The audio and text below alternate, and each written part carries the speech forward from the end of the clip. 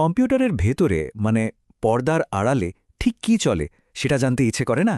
চলুন আজ আমরা ইউনিক্স প্রসেসের সেই গোপন আর রোমাঞ্চকর জীবনটাকেই একটু কাছ থেকে দেখব।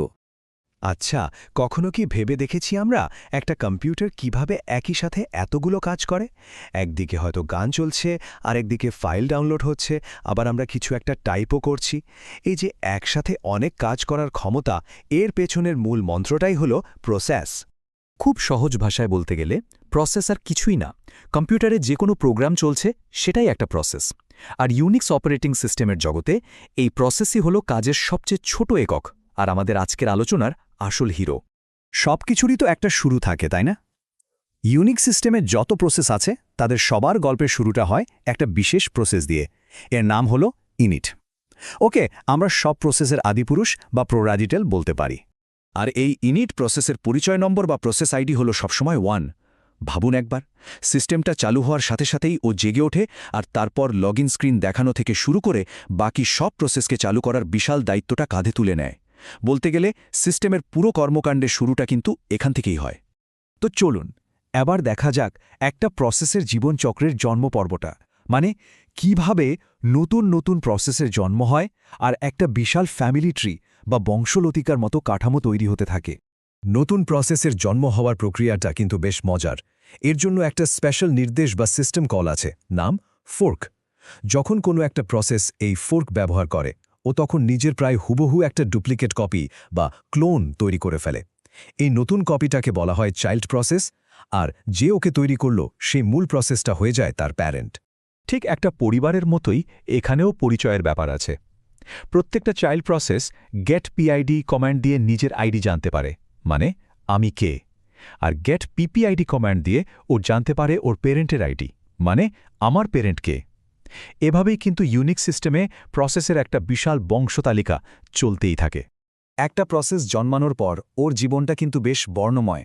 ও সবসময় একই অবস্থায় থাকে না, আমাদের জীবনের মতোই বিভিন্ন অবস্থার মধ্যে দিয়ে ওকে যেতে হয়। চলুন ওর জীবনের এই ভিন্ন ভিন্ন পর্যায়গুলো একটু দেখে নেওয়া যাক। একটা প্রসেসের মূলত 3টে অবস্থা থাকে। যখন ও রেডি বা প্রস্তুত, তখন ও আসলে সিপিইউতে কাজ করার জন্য নিজের সুযোগের অপেক্ষায় লাইনে দাঁড়িয়ে আছে। রানিং অবস্থায় ও সক্রিয়ভাবে সিপিইউর মধ্যে কাজ করছে। আর স্লিপিং মানে ও ঝাঁকান থেমে আছে, হয়তো আমাদের কোনো ইনপুটের জন্য বা ডিস্ক থেকে কোনো ডেটা আসার জন্য অপেক্ষা করছে। কিন্তু প্রশ্ন হল, এতগুলো প্রসেসের মধ্যে কে কখন সিপিইউ ব্যবহার করার সুযোগ পাবে? এই গুরুদায়িত্বটা পালন করে অপারেটিং সিস্টেমের এক ম্যানেজার, যার নাম শিডিউলার। ওর কাজ হলো ট্রাফিক পুলিশের মতো সব প্রসেসের মধ্যে সিপিইউ এর সময়টা এমনভাবে ভাগ করে দেয়া যাতে সিস্টেমটা ব্যস্ত থাকে আর সবাই মোটামুটি সমান সুযোগ পায়। আর হ্যাঁ, প্রসেসগুলো কিন্তু একা একা বিচ্ছিন্নভাবে কাজ করে না, ওদের নিজেদের মধ্যে যোগাযোগ করারও ব্যবস্থা আছে। ওরা পাইপ আর মেসেজ ব্যবহার করে একে অপরের সাথে কথা বলতে পারে, মানে ডেটা আদান প্রদান করতে পারে, অনেকটা একটা টিম হয়ে বড় কোনো কাজ করার মতো। জন্ম আর জীবনের নানা অবস্থার পর এবার আমরা একটা প্রসেসের জীবনচক্রের শেষ ধাপে চলে এসেছি, অর্থাৎ ওর সমাপ্তি বা টার্মিনেশন। তবে দাঁড়ান, এখানেও কিন্তু একটা দারুণ টুইস্ট আছে। একটা অদ্ভুত প্রশ্ন, তাই না? কি হবে যদি একটা প্রসেসের কাজ তো শেষ, কিন্তু তারপরেও সে সিস্টেম থেকে পুরোপুরি বিদায় না নেয়? এখানেই আমরা প্রসেস লাইফ সাইকেলের একটা খুব অদ্ভুত ঘটনার মুখোমুখি হই। এই অদ্ভুত অবস্থাকেই বলা হয় জম্বি প্রসেস। ভাবুন তো, প্রসেসটা আসলে মরে গেছে, ওর কাজ শেষ, কিন্তু সিস্টেমের যে হিসাবের খাতা মানে প্রসেস টেবিল, সেখানে ওর নামটা এখনও রয়ে গেছে। ও আসলে ওর প্যারেন্ট প্রসেসের জন্য অপেক্ষা করে, যে ওয়েট কমান্ডটা ব্যবহার করে ওর মৃত্যুটাকে স্বীকার করে নেবে। তারপরই ওর পুরোপুরি মুক্তি। এতক্ষণ তো আমরা থিওরি নিয়ে কথা বললাম, এবার চলুন দেখি বাস্তবে আমরা কিভাবে আমাদের সিস্টেমে চলতে থাকা এই হাজারো প্রসেসের উপর নজর রাখতে পারি। এর জন্য কিন্তু দারুণ কিছু টুলস আছে।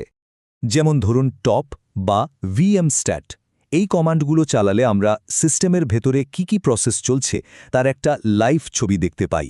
কোন প্রসেস কতটুকু সিপিইউ খাচ্ছে, কার আইডি কত, এমনকি সিস্টেমের সোয়াপড মেমোরির অবস্থাও এখান থেকে জানা যায়। আরও একটা মজার ব্যাপার হলো, আমরা চাইলে শিডিউলারের সিদ্ধান্তে একটু প্রভাবও ফেলতে পারি। ধরুন একটা খুব বড় ফাইল ডাউনলোড হচ্ছে, কিন্তু আপনি চান না যে এর জন্য আপনার অন্য কাজ স্লো হয়ে যাক। তখন নাইস কমান্ডটা ব্যবহার করে আপনি ডাউনলোড প্রসেসটার গুরুত্ব বা প্রায়োরিটি কমিয়ে দিতে পারেন। এর ফলে শিডিউলার অন্য কাজগুলোকে বেশি প্রাধান্য দেবে। তাহলে চলুন পুরো যাত্রাটা এক নজরে দেখে নিই। একটা প্রসেসের জন্ম হয় ফর্ক দিয়ে, ও রানিং, স্লিপিং, রেডি এইসব অবস্থার মধ্যে দিয়ে জীবন কাটায়। ওকে ম্যানেজ করে সর্বশক্তিমান শিডিউলার, আর মৃত্যুর পর জম্বি হয় এড়ানোর জন্য ওর পেরেন্টের স্বীকৃতি লাগে। আর হ্যাঁ, টপ আর নাইসের মতো টুল দিয়ে আমরা ওর উপর নজর রাখতে আর ওকে প্রভাবিতও করতে পারি। শেষে শুধু একটা প্রশ্ন রেখে যাই, যদি আমাদের প্রত্যেকটা কমান্ড বা ক্লিক একটা করে নতুন প্রসেসের জন্ম দেয়, তাহলে ভাবুন তো, শুধু কম্পিউটারটা অন করার সাথে সাথেই পর্দার আড়ালে কত বড় এক অদৃশ্য চেইন রিঅ্যাকশন শুরু হয়ে যায়।